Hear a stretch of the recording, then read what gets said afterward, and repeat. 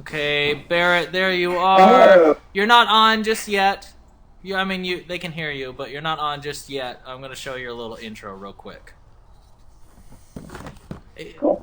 Everything's not little. This is a huge intro. This is a huge intro. It's like 5 minutes long, but so I'll show you in a second. Okay, hold on. Here we go. Let me mute myself and Barrett go. Where would you like me to go with this now? I want you just to hang just a second. Very distracting. So my name is Barrett White, and I am a journalist with a small magazine out of Houston called Spectrum South. We cover queer culture and identity, personal narratives throughout the whole southern U.S. Sometimes we do like book reviews by queer authors. Sometimes we do, album reviews by queer musicians. So there is that aspect, but a larger portion of the magazine is narratives. And I feel like the narratives are probably really what bring people together, because these are just people's stories. All the writers, when we were hired, and new writers as they come on board, write their own personal narratives. So it's not just like queer news or queer culture. We also do these narratives that are just telling people's stories, what they've been through, what their lives are like, what it's like in the city that they live in. And that really gives this humanity to a community, individual humanity, that, if you're not in the community or you don't understand this community, just read about this person's life, and you can see, just listen to their narrative. This is their story, where they came from, what matters to them, and why they're here, and why they stayed here. And it's very personable. It's very approachable. Let's see some not terrible magic. That's alright. I got it. Okay, cool. Nice. Bring it in. Watch. We're gonna try something with that queen of hearts, okay? Okay. I want you to do me a favor. I want you to put your hand on top of that queen. I want you to sandwich his hands. Yeah. Now that's not the queen, right? No. That's five of hearts, right? Now watch that five and watch that queen. Ready? All right. Watch that 1, 2, 3. After you got that queen. That's real good magic. That's real good. There's this idea that we kind of grow up and flee the South when we wind up in San Francisco or LA or New York. But there are a lot of us still here in the South, and we're not necessarily being held down by the beliefs in our communities either. We tend to thrive here. When I came out, my parents are pretty Christian, and they took the family to church, and we had this pastor giving out these very antiquated statistics on what it means to be gay, and these were statistics that were straight out of the 80s, telling the congregation that he was only here to save the gays, and he loved the gays, and that's why he was saying that our life expectancy is no greater than 40. So it's a very problematic and troubling place to be as someone who is just then coming into his own self. But then you make your way into more tolerant spaces, and you figure out that there's this whole other world that you didn't know existed. Growing up, I never thought of myself as a very political person, but I grew up to be very politically active. Like I said, I'm here in Austin for a public policy convention. So it kind of wound up being a very big part of my life, because when you're part of a minority community, you unfortunately have to come to grips with the fact that a lot of times the rights of a minority are going to be voted on by the majority. When I was small, I thought that I was going to grow up, I knew that I was queer from a very young age, but I still thought that I was going to grow up to have a wife and kids, because I didn't expect to ever be able to come out to my parents. And coming out was not smooth. It was very difficult. And since you asked about my own personal experience, it was having to figure out who I am without the guidance that I had growing up. That's why I got into journalism. That's why I got into, really trying to tell people stories and get these voices out there, because it's something that I really wish that I had had. It really helped me grow into the type of person who is comfortable with who he is, knows what kind of person he is, what he wants, and this community around me really helped raise me into that by being there for me and showing me where I can go and what I can do. Not everyone has that, I don't think. So. Hey everyone, thanks for checking out this episode. Thanks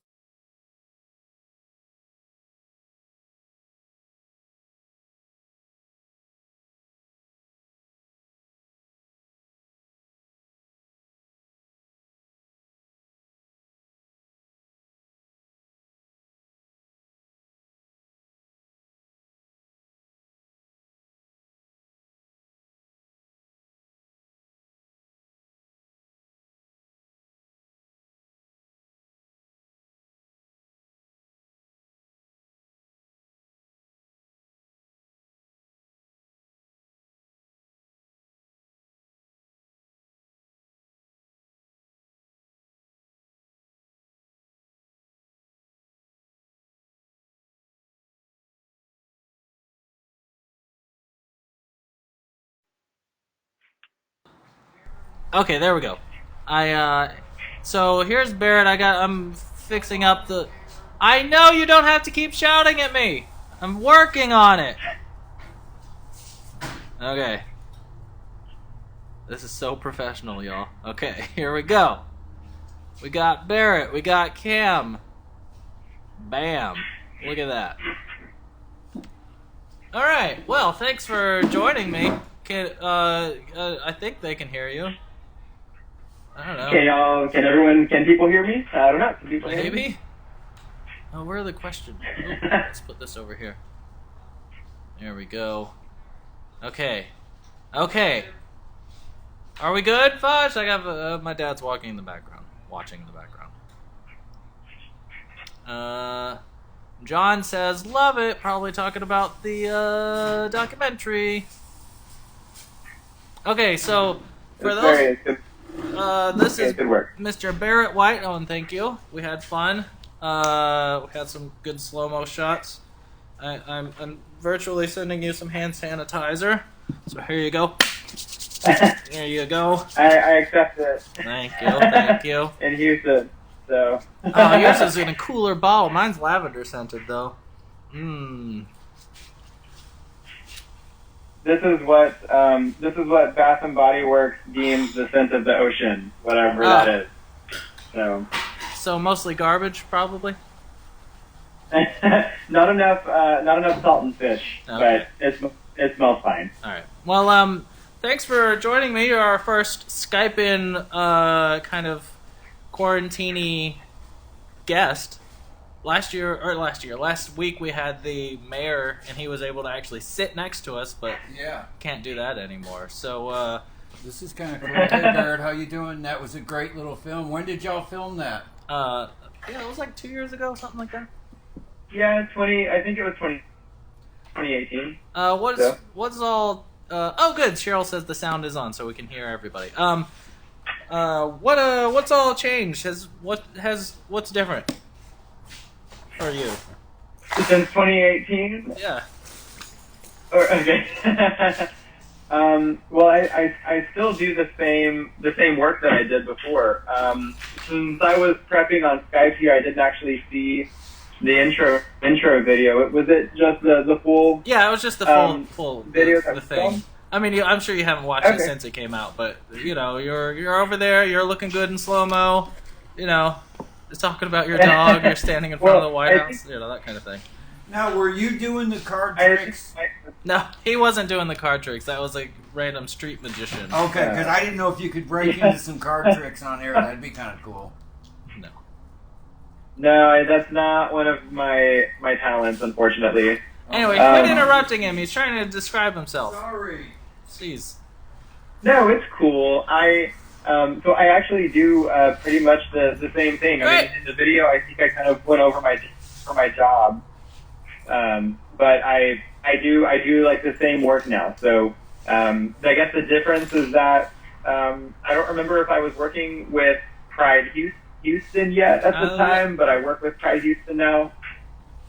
You did mention it, but I don't know if it was like an official thing or if it was like I don't know. Okay. But anyway, so I don't remember if I'd actually started that. How is the pandemic treating you? Can you still work from home, or are you able to go out and investigate things, or like how's that working? So it is. It's work from home. Houston is under a stay-at-home ordinance, as is like every other major city. And tiny cities. My tiny city is same order. Yeah, I mean, it's all over the place. So we are under stay-at-home orders. So some people are still leaving the house to go walk around the city or walk around the park or something, as long as you're staying away from people. But yeah, nobody's like reporting to work unless you're in an essential service, which I do work in healthcare, so like my industry is considered essential, but my job is while it is considered essential, it's not like report to the office essential. Right. So I'm working from home and doing a lot of writing. Like the work that I do with this health center is that this is going to be kind of a little lesson on health centers, but the company that I work for, the agency rather, we're called an FQHC, which is a federally qualified health center, which means we get a lot of our funding from the federal government. Oh. So predominantly our patients are they're either uninsured or they have like really terrible coverage on some bad insurance, So that's the majority of our patient population. So of course we have to be open right now. We have to be able to treat people for this virus, or there isn't really a treatment, but we have to be able to test people for the virus. So I do all of the not all, but like I do communications for the agency. You are communication of Houston. So that's it. That's the thing. No, so I do a lot of their press releases. I work really closely with our PR director. I work with our government relations team, and so that's really kept me busy over the last few weeks. Even from home, we have like a daily 9 a.m. phone call, and we're calling each other throughout the day to coordinate everything, and we're trying to come up with a day next week maybe where we can just like all sit together on Zoom and just like have a drink or something. Because we haven't seen each other. But seriously, how much has the stock for Zoom gone up? It's probably the only thing right now that's actually succeeding. Like everybody's using Zoom. What is Zoom? It's like I really wish that I had bought. I really wish that I had bought stock in like Zoom and bidets and like porn maybe. Yeah. I don't know what kind of audience we have here, but no, it's fine. It's fine. You're fine. Yeah. No, I mean it's like I don't know. I mean, I guess okay. So whenever you're doing. Are you like reporting on this thing, or like everything going on, or are you still working on stories that you had prepared from before, or like how's that working for you? A lot of what we had prepared for before has kind of taken a back seat. This has really taken the major focus. Part of the work that I do with communication is like writing blog content. I mean, there's like some really like important, like immediate has to be done stuff like our press releases and getting, coordinating with camera crews and stuff from local media. But some of the more like benign work that's just like, it's more fun and much more relaxed is like blog content. So a lot of the blog content that we had already set up, we had to really, kind of chuck that way back on the back burner and focus on blog content about, what are the differences in symptoms between the flu, the coronavirus, and seasonal allergies. And we've created entire web pages for the agency. Totally don't mean to interrupt you, but it's hard with the Very delay good. here. But speaking of like getting information out there, I was just reading it was like the Atlantic or something, but it was talking about and it's all totally innocent, but the misinformation that can get out there when news is happening so quickly. This was specifically talking about the ibuprofen, how a lot of people were like, you can't take ibuprofen, and then they kind of walked that back. But the message had already gotten out there. Working in the field that you do, how hard is it to... I don't need to be holding Dr. Pepper. How hard is it to be to mitigate that kind of thing and make sure that you have the correct information before... Like, you have to be on the ball with that kind of thing. Yeah, so that's where the journalism background that I have like really comes in handy. Is you don't want to shoot from the hip and report the first thing you hear. There are a lot of people who do stuff like that because they want to be like the first people that broke the story. But the responsible thing is making sure that you have all your facts straight. So we really don't talk about anything until we have like some guidance and some official language from the CDC, for example. So there are some steps that we have to take before we just start, writing content about, especially about something as big as the current pandemic. You don't want to just wind up saying something because you want to get information out there. You you heard something that you're gonna kind of fly by the seat of your pants on. Like there's no room for that. There's too many there are too many variables that could go wrong and lead somebody to get sick or to hurt themselves or put themselves in greater danger. So we really don't jump forward on a topic unless we have guidance from somewhere official like the CDC, for example. That's awesome. So that you can't be accused of fake news or anything, right?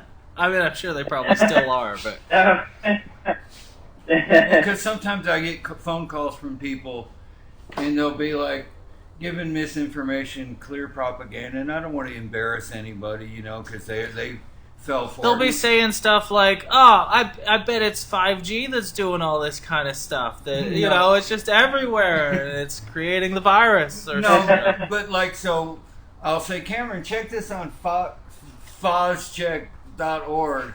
No, on factcheck.org or one of these things, and he shoots me back what's really happening. But is there one that sometimes, like, if you're not getting an official source that you really trust?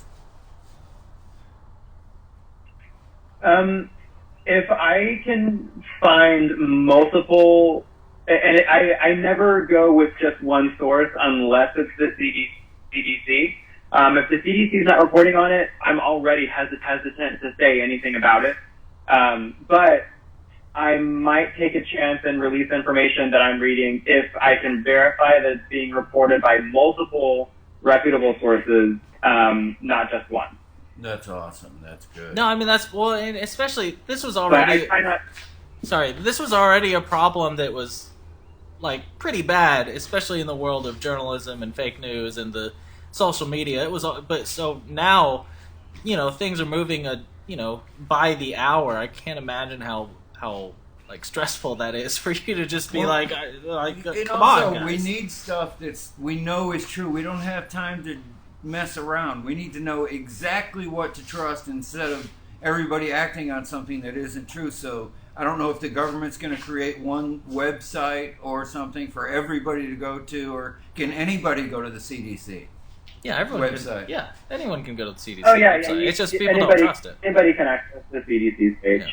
Okay, that's what I was wondering. I mean, for us, especially at the beginning of the pandemic, it really was an hourly update. It was really difficult to figure out what was going to happen next, because a lot of the news cycle moves at maybe a weekly pace or so, and then with this, in any other industry, it maybe wasn't this hectic, but for us specifically, because we work in healthcare, we were trying to communicate all of this to patients as quickly and as equitably as we possibly could. But then it was you publish something at 9 a.m. and start sharing it across your social media channels, and then all of a sudden it's 3 p.m. and it's oh wait, actually the numbers are totally different now. It's oh shit, let's hop back on and adjust first. But this has been it's been an especially busy time for us, more so than really any other news headline that I've experienced in my career so far. I mean, and I'm still pretty young, but I still think it carries through to people older than myself that a news story this big and this continuously evolving hasn't happened really in a long time. I mean, it's true, and the thing that I found, and I don't know if this is... So we're in, week 3 that most people have been pretty much shut in.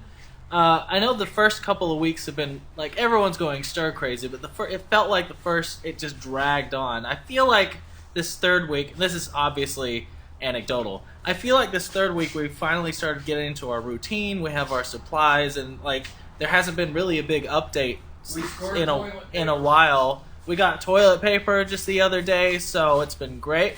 But what's your sense of where people are right now? So nationally, there hasn't really been I would agree with you. Nationally, there hasn't really been another major update. But locally, I don't know. Are you outside of Austin or outside of Dallas? Outside of Dallas. He's actually painting Dallas right here. Right. I recognize some of the buildings, but for some reason I thought you lived in Austin. I did. I moved back a couple of months ago. Oh, okay. Yeah. That explains that. Well, so I would agree with you that like nationally or like on a much larger scale, there hasn't really been a big update in a while. And I also agree that first week or so, I feel like I've been self-isolating, for like a month or so, and then I realized it's only been a couple of weeks. But here locally, I really don't know where Dallas is on their numbers, and how many people are infected versus how many people have died, and what the testing situation is. But here in Houston, it's daily updates still. Sometimes multiple updates a day. I have no idea where your viewers live, where they are, if any of them are in Houston, but for those of them that are not in the Houston area, I guess it just kind of comes with the territory, being one of the largest cities in the country. Of course, we're going to have a lot of cases. Statistically speaking, with 7 million people in the metro area, of course, we're going to have spikes in cases. But we've been trying to be very diligent about how we're reporting the numbers, because Legacy that's the name of the agency that I work for. Legacy was one of the first places that was offering coronavirus testing in the Houston metro area. We were offering testing before the city of Houston was offering testing at official testing. So, and again, that just kind of comes with trying to do everything we can to make sure that the underserved communities in the city are taken care of, and so we just kind of try to put both our feet forward immediately. But the independent testing sites like Legacy and now several other clinics around town, as well as the city testing sites, they're all sending these samples, because we can't do the actual coronavirus test ourselves. We have to take samples and then send the samples off to be tested. And all of these, and this isn't unique to Legacy, this is kind of across the board. All of these testing sites that are testing the samples that all of us are sending in, they're not reporting the numbers quickly at all. And it's not their fault, it's just that's the nature of a pandemic. They're getting, samples in from every corner.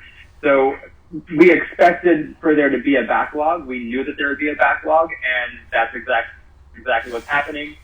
So today, one of the major news stations in Houston reported that the number of cases jumped from, I don't remember the numbers exactly, but it jumped from 60 something to 220 or something like that. And they were like, it jumped in one day. And we're like, no, it didn't. Don't, scare tactics, stop it. Right. It's not that the number of cases has jumped. It's that we have a situation where we're finally getting numbers in. The virus is spreading rapidly. That's why it's necessary that people are isolating themselves. That's why this has been ordered and asked of us. Because the virus is spreading so quickly. It doesn't yet look like it's spreading so quickly because the numbers are not reported at what they actually are. Over the next few weeks, we're actually going to start seeing those numbers look more correct and more representative of how the virus is actually spreading, because we're going to see all these numbers jumping left and right because test results are finally coming in. It's not only that test results are finally coming in after a backlog, but tests themselves weren't even available in the first of the pandemic reaching the United States. So there are so many unreported cases, and now that people are finally getting tested and are finally getting results, we're seeing these numbers rise exponentially by the day. Like I said, here in Houston, it went from 60 cases, and this is just in the city of Houston, not the metro area. In the city of Houston, it went from 60-something to 200-something in a day. Well, that's why. So. Well, what is my dad asked in the background? A lot of our viewers tend to be a little older. No offense, viewers. How can you spot scare tactics? When you're reading something and something is shocking, how do you know that that's not shocking news versus just actual like propaganda? Not propaganda because there's not really but like kind of clickbaity stuff. So this is my personal thing that I always go to is if it looks shocking, don't immediately believe it. Believe it. Like I know that sounds really simple and kind of dumb, but it's true. Like if something looks shocking, same thing as if it looks too good to be true. Like why are they grabbing your attention? I mean, news in general, just the nature of the beast. I mean, they want to get your attention. News stories have to be sexy, and that's, an industry term. It just means that it needs to get your attention. So if something does look scary, if something does look shocking, just take a step back for a second and think, okay, well, realistically, for these numbers, for example, why are they jumping so quickly if we've all been isolating this whole time? That doesn't make any sense. Well, right, because it doesn't make sense that we actually went from 60 to 200 in a day. We didn't. We're just finally getting results from all these tests that have been happening over the last few weeks. So there's usually, some sort of a less scary, still kind of scary, but less scary explanation for news like this. If it looks shocking, just analyze it for a second. Don't just jump into the scare zone because a headline is shocking. News is supposed to do that. They want to get your attention. We should have a segment on the show called The Scare Zone, where we kind of debunk the things that we've learned. Or the fake news stuff. That'd be great. Maybe Barrett can be our, since you are used to dealing with this kind of thing, if you get a chance to debunk stuff, maybe you can join us once a week, whatever your schedule is. Shoot, man! If you filmed yourself, I would totally edit that every week and have like a little segment. Yeah. Have like a little web series called The Scare Zone, where you're like, hey, this is not real. It didn't come from bats. It didn't come from 5G, Mike. It didn't come from, or whatever. Have you seen the... no, I haven't seen it. The article? Yeah. I'm gonna send it to you. But that'd be kind of fun. That'd be kind of cool because it'd just be cool to see. Because I always wonder, man, I wonder if people are actually falling for this. I look at Facebook sometimes, friends will send stuff, and I'm like, man, I wish I had time to go find or even know how to go figure out how this isn't true or how this is like playing into your natural born fears. Because I don't know if you are familiar or have gone onto my Instagram, but I paint a lot of scared people. And in the 80s, we were all acknowledged that it was a fear tactic to scare people, like the communists are coming, or, it goes back in history, because once people shut off their brain... Or cocaine will make your nose bleed, or some crazy that was lie a like story that. About the 80s. But no, you know what I'm saying, though? I mean, this goes back... If you're afraid, you're not using your logical brain. It makes you just go into your survival mode, which is fight or flight. You're going to run away or you're going to fight. Yeah. And I do want to touch on that point a little bit. I don't want to misconstrue this as me or anybody else trying to suggest that the news media is like evil or no, totally not. Scare you. It's not that they need your attention.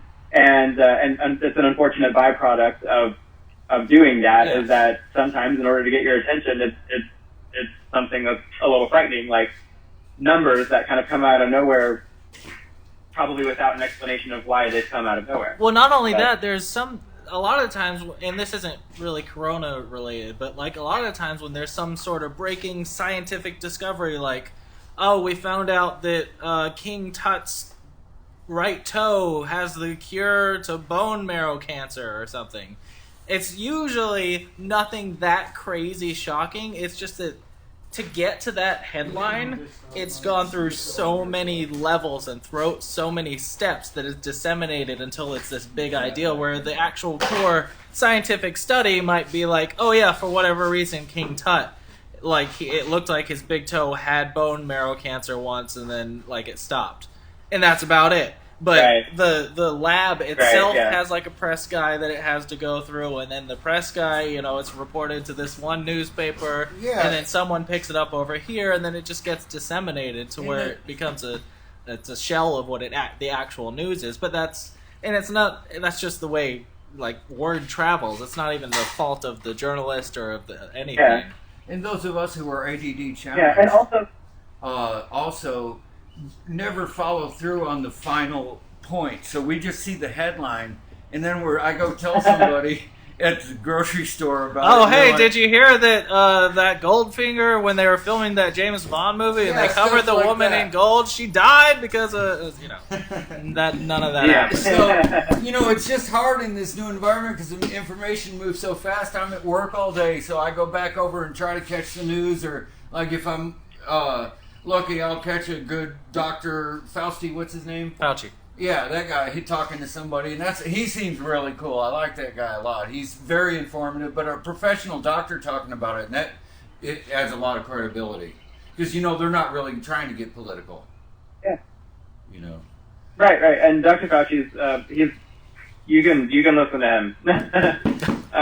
When they let you. I actually got to speak on a panel about HIV at the National HIV Prevention Conference in Atlanta last year. He's a that's stellar cool. orator. Oh, wow, yeah, he's incredible. So we're just doing what we do, and you do what you do, and we're encouraging everybody to do what they do and let the doctors and scientists handle it. We've got a friend who hopefully is going to Skype in. He's a scientist, and he's going to give us more information. Yeah, he's level. actually also in Houston. He's a not right now or anything, but he's a scientist right now. He's not going to Skype in right now, is what I meant. He's a scientist over at NASA, and he's a microbiologist. Some sort of he makes sure that the bacteria that gets in doesn't kill everybody, and all that kind of stuff. But Yeah, in the Space Center. So he really is a real genius. I mean, like a rocket science. And as you are. Don't discount your knowledge. But debunking fake news is important to all of us. So if you can help us out, if you get a chance, I sure would appreciate it. But really. anyway, I had a question for you as someone that deals with. Look at this. I'm going to bring the foreground into the background. So watch this. Wow. This is good hosting is what's happening right here. Okay, so because you work with people that have no insurance or very terrible coverage, we had a suggestion for Under This Bridge. And look at that. They've already done this entire time we've been talking. They've done the bridge and the highway and anyway. We had some suggestions of getting some homeless people down here and kind of commenting on what might be going on with them. Like what for people that are uninsured or underinsured, like what are they going through during this? Just bring it up to here. It's very difficult for that community right now. So I can really only speak to what I've heard going on in Houston. Yeah. I don't know how widespread this is. I don't know what other cities It's are doing. anecdotal, yeah. But there's talk in Houston about I don't remember which department it is that's thinking about doing it. There's some sort of governmental agency within Houston or Harris County, and I don't remember what department it is, but they're looking at utilizing vacant hotel rooms to temporarily house homeless folks.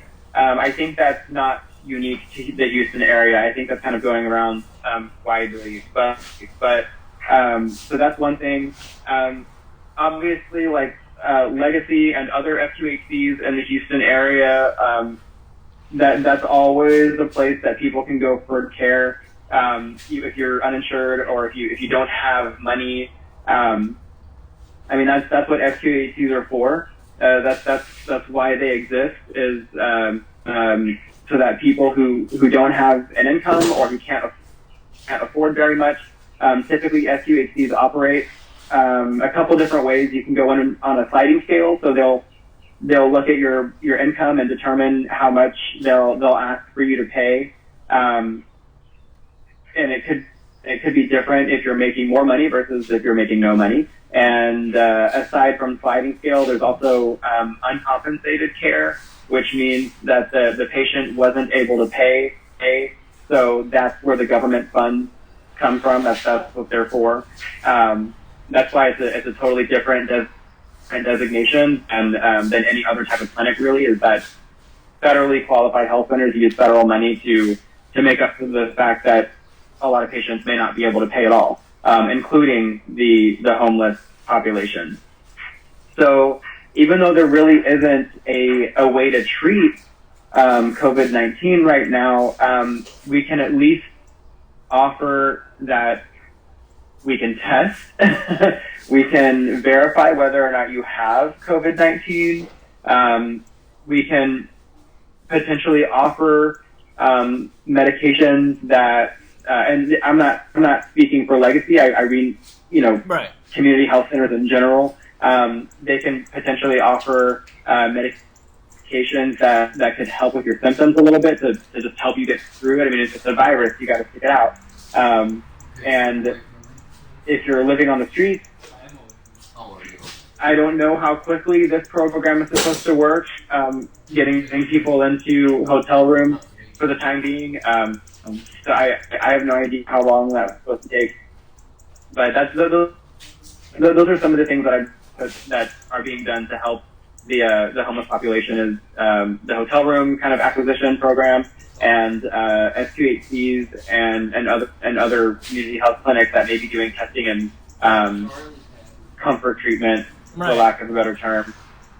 So, and then obviously when they're in the hotel rooms, it's easier to access them to give them treatment if they need it, and stuff like that. Right.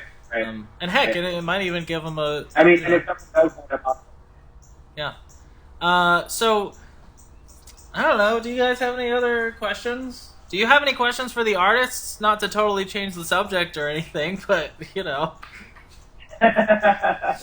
Well, yesterday, the viewers may not know this, but yesterday I had like a cool 7 minutes on Skype with Cameron trying to make sure that Skype was set up correctly. And so I did get to see yesterday's version of the mural before a little bit more work got done on it. And so, I mean, it's coming along well.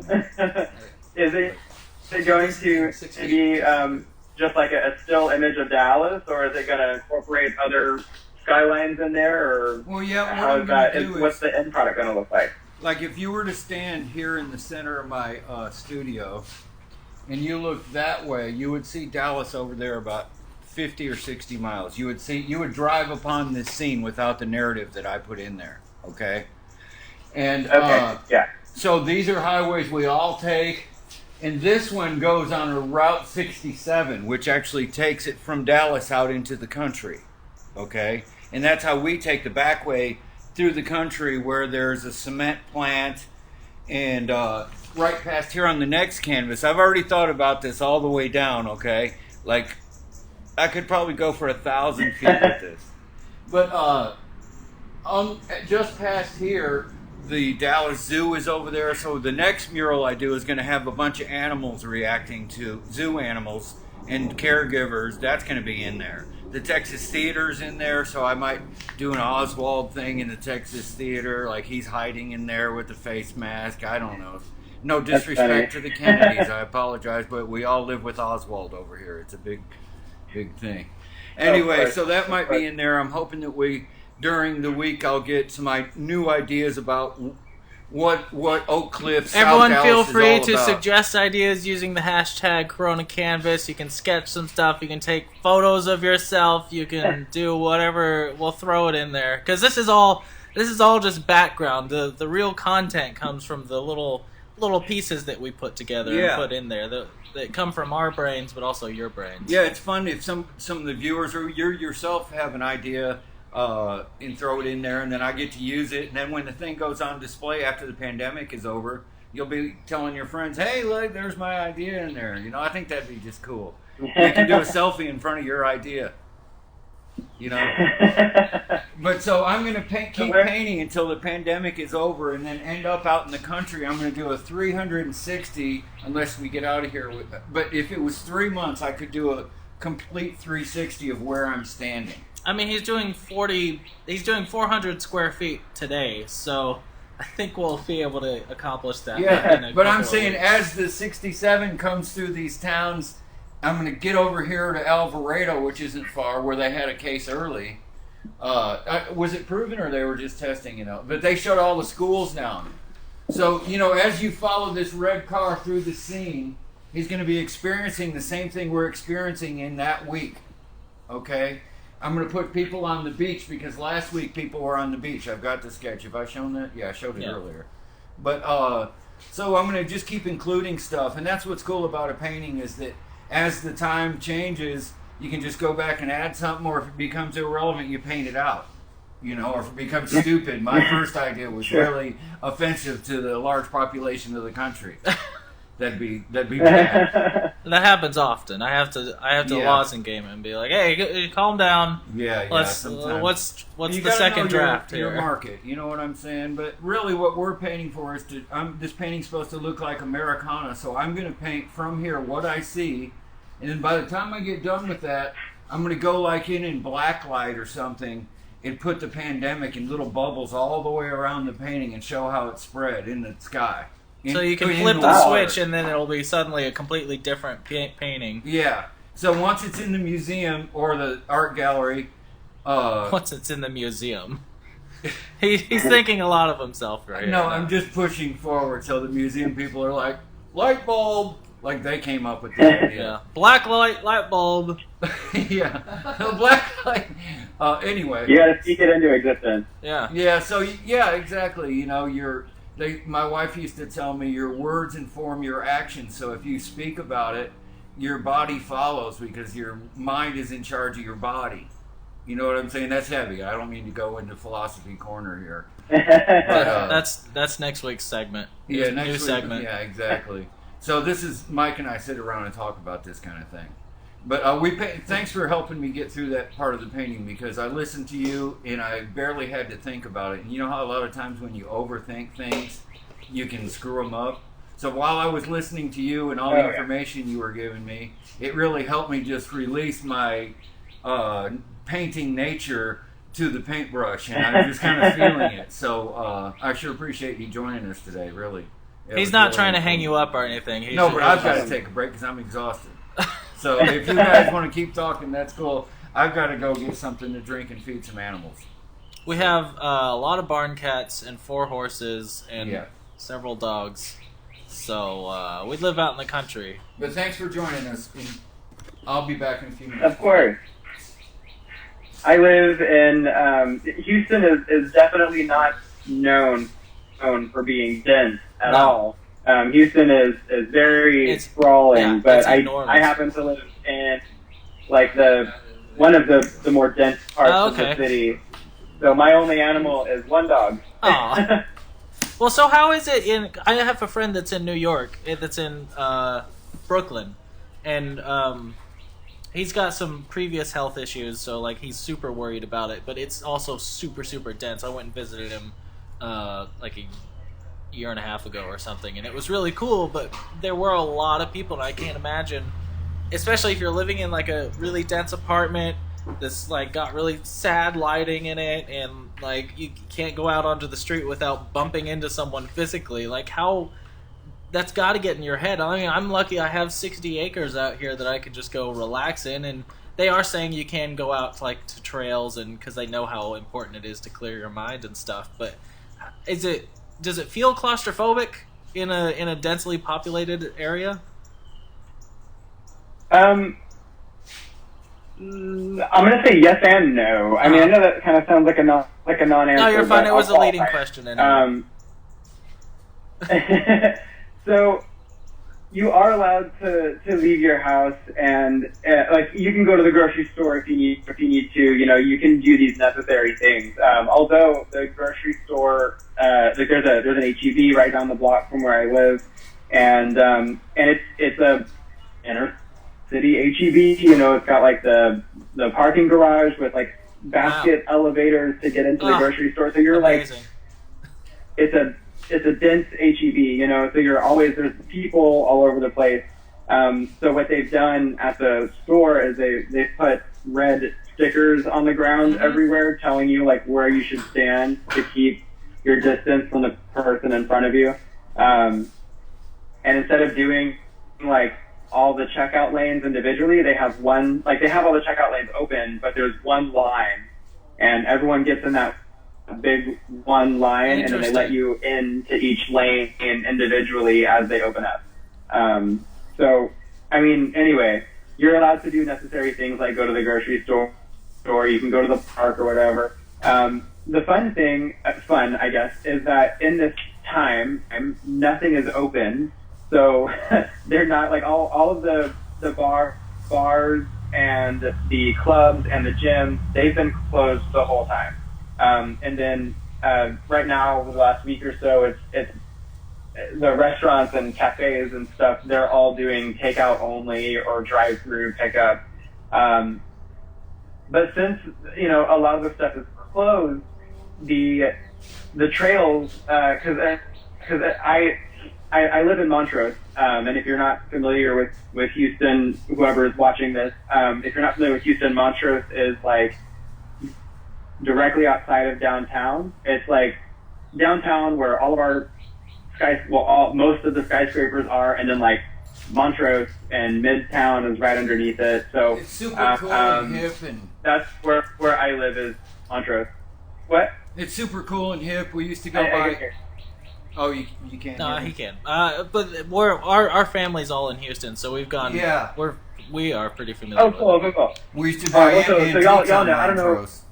Yeah, I don't know who all is watching or where they're from, but because I can't actually see the feed itself. I'm saying. Yeah. No, you're fine.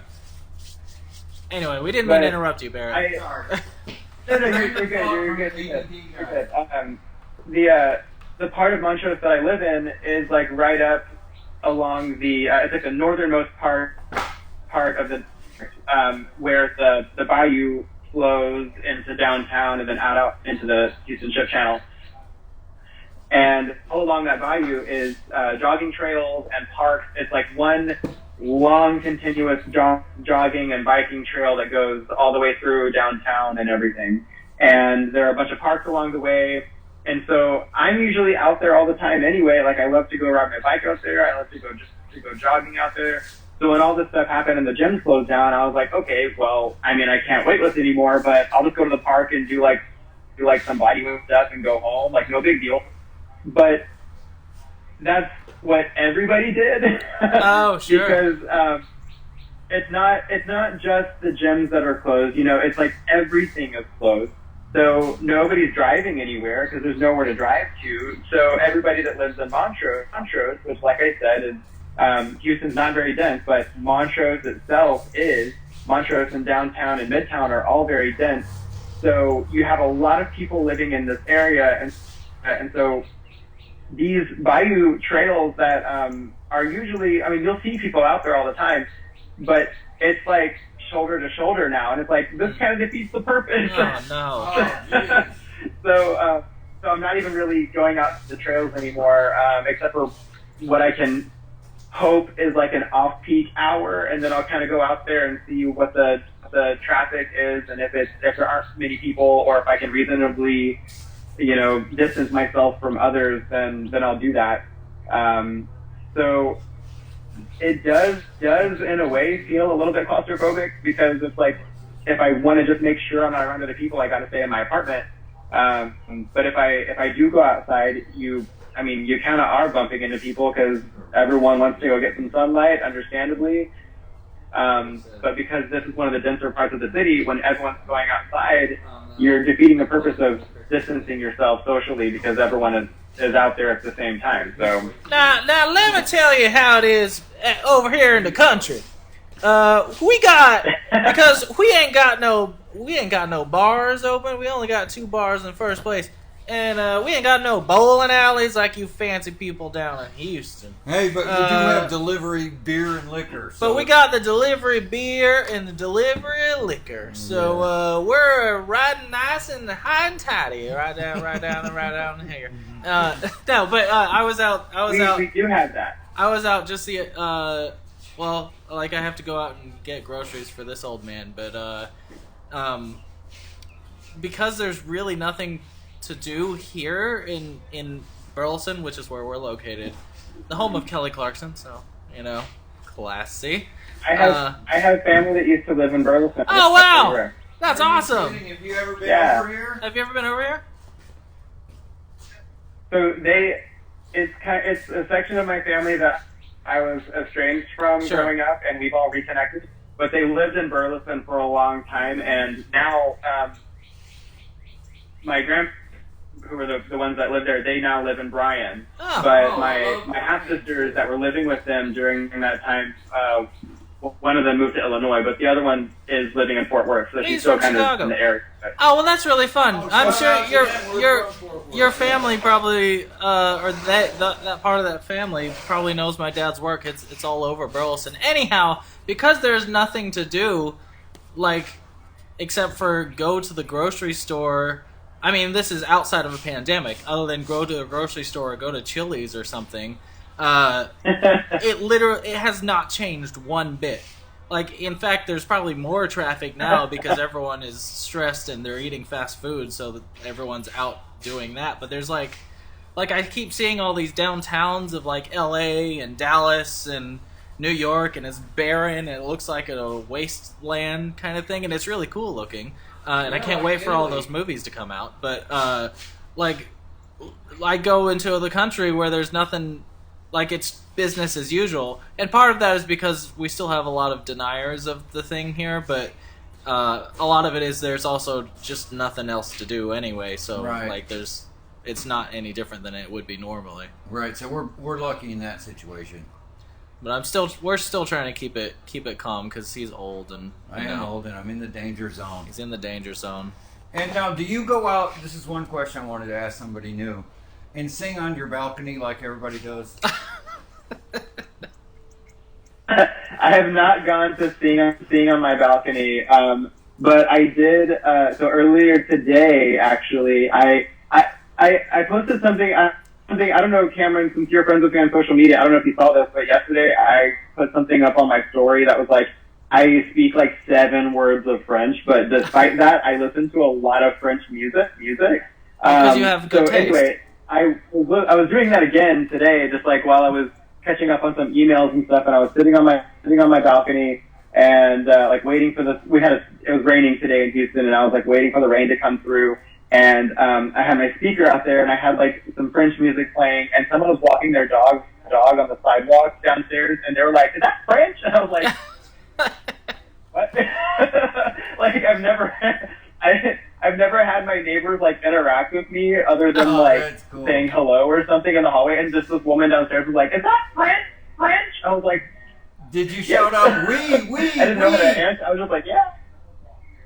I don't know what they're saying, but yes, it is. It makes French. me feel classy, so sorry. Well. No, yeah, that's cool. I've noticed that people are a lot, just because we're trying to keep our distance, everyone's a lot more cordial. "Oh, yes, sir, you can go first," or "You go first, no problem." Well, Texans are that way naturally. I'm not even kidding you. These little towns, it's real easy to make friends around here. They'll talk about you behind your back, but to your face, they're the sweetest, kindest, the most, anyway. So, but I don't hear what they say. Who cares? Yeah, who cares? I don't care. Whatever. Try to make good first French. Whatever. Yeah. I only play the good part, which is what they tell me. So we can vote them out of office. Those mean people. So that's all that Anyway. So anyway, we're making a lot of progress, and I'm gonna come back. Thanks for joining us. And I'll be back later. Everybody get a nap. Cameron's got an intermission, and we're gonna go for it. I don't know why he's trying to direct the show here. Check out the painting. Well, I gotta take a break. It actually is almost time for our next break. if we can chitty chat for another 10 minutes, that'll be about break time. Play a music video. Yeah, we'll play some music videos, that kind of thing. But I do appreciate it. Man, this is so cool. I'm glad I was able to, even though I had trouble figuring out the windows and all that stuff at the beginning, I'm glad you were able to join me. And that this actually worked. Thank you for being my little test subject yesterday. It really helped. But, yeah, I mean, let's see. I can probably come up with... this is my job. I can come up with something else to ask you. How is Oh no, here I'll ask. Okay, he's got something. Get in the camera then. Oh. Do you have any information? And I should ask Google this. I might go Google this about how long an average artist attention span is. Oh, because I think I did pretty well with all that information I just heard and painted. Wow. That's really hard. I was just wondering. Don't be surprised if we go over there and we actually find the layout of Houston with Montrose over here and then the bayou and everything, just because he was absent-mindedly listening to you while he was painting, and then suddenly Houston. I heard something about Montrose, and I used to love going over there. It was the coolest place. That's where all the artists always went. And you could find just the coolest stuff over there, And so anyway, I'll go ahead. Barrett, are you? You did a fun cooking live stream for 5 hours. I don't know how you did it all by yourself, but I guess you had some food by the end of it, so it gave you some energy. But how do you art? Do you buy art? Yeah. Is that what you said? So I'm a writer. Well, yeah, yeah. We know that, Barrett. Brag about it, why don't you? No, but that's really the only thing that I do. I work in journalism on the side. My 9 to 5 is writing for this health center, and then I'm putting together an anthology of short stories. Oh, cool. That's nowhere near done yet. A project that I'm working on. So that's really all that I do. This long live stream that I did the other day where I was cooking.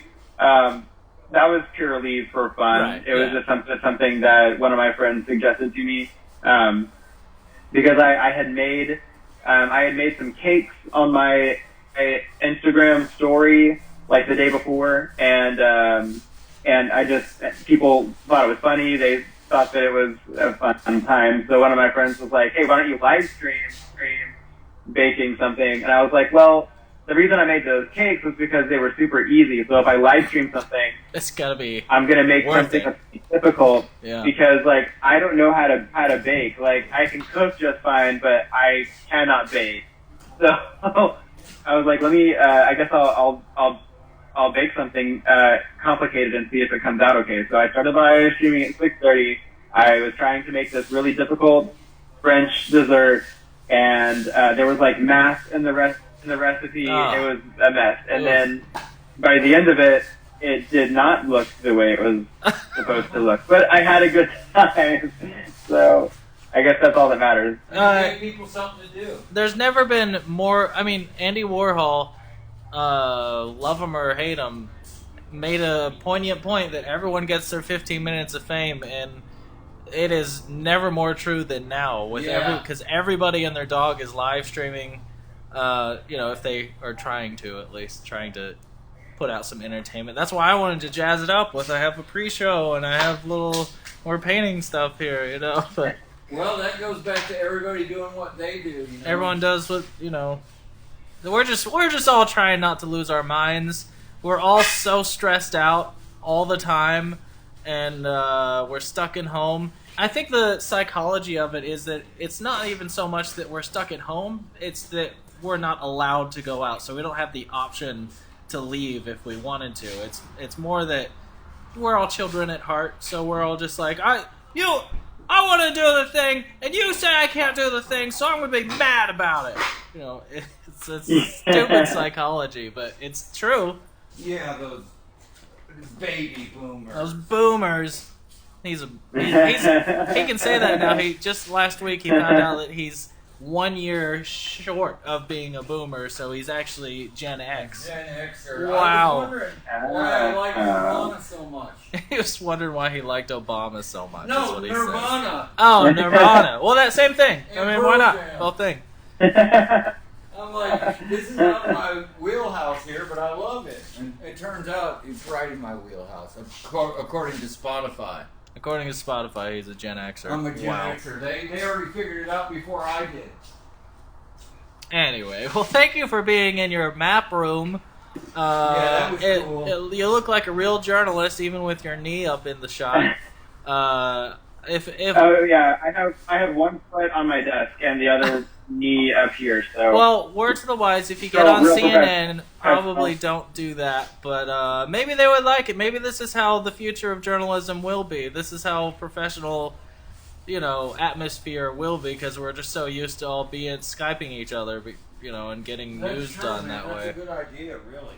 As long as you tell the truth, 100%. Can't tell you. So swear to whatever. I can't tell you how many Zoom meetings I've done with no pants on. So this has been great. Oh yeah. Well, I mean, thanks for telling us now, because I would have gotten distracted. He would have been distracted. He would I'm have wearing been pants flustered. today. Okay, well that's good. Okay, well I'm gonna let you go, and we're gonna go on break here in a second. I appreciate you coming in, talking to us for an hour. I do too. I really Feel do. free to hang around. You did us a service, talking some intelligence, because I've just been making fun of how old he is all day, so it's nice to have some really actual. Did fill some time, and I appreciate it. It got me off his back at least, so he appreciates it. Look how much work I got done. It's true. He painted the whole thing. He was only supposed to do half of this, and then suddenly Barrett gets on, and look at this. Well, Mike was here. I had a helper today. He has two people paint, 4 hands. Anyway. Yeah, well, oh, okay, here, let's do a thing that they do on, podcasts and TV. Hey, Barrett, where can people find you? So really just Instagram and Twitter, I guess. I'm gonna have a Facebook, but that's for friends and family. So my Instagram and my Twitter are the same. It's just eBearW. So that's the letter E, and then bear like the animal, and W. And for your writing stuff, what if they want to go fangirl you? I mean, so I do have a website. I haven't updated it in a little while, but the writing and updated work is kind of auto on it, so it should be there. But the website, my name is Barrett White, so my website is Barrett Wright. Aww. Right? Aw, Barrett! That's adorable! So it's a BARRETT, Wright, like you're writing something, barrettwright.com. The link is also in my Instagram bio. Actually, no, it isn't. I took it down because I'm using the website link in my Instagram bio for unemployment benefits right now, directing people to that link. So that's it's not awesome. on there right now. That's great. But yeah, that's the URL, barrettwright.com. I appreciate the pun on your name also being involved with your career, because as someone that does camera work, whose name is Cameron, I feel your pain. Plus though, A+. Yeah. Anyway, okay. Well, with that, I will let you go. Thank you so much, Barrett. Thanks for joining us. Appreciate it. We good to see you guys. Back at you. Alright, here we go. Where are we? Where's my OBS? Here we go. Webcam. I can Big. talk about this for a little bit. Yeah, we can talk about this and then we'll take a little break. I'll show you some more music videos. You as in the audience. Thanks to Barrett White for coming in. That was awesome. That was cool, man. Man, Really I gotta get more educated people on. I know.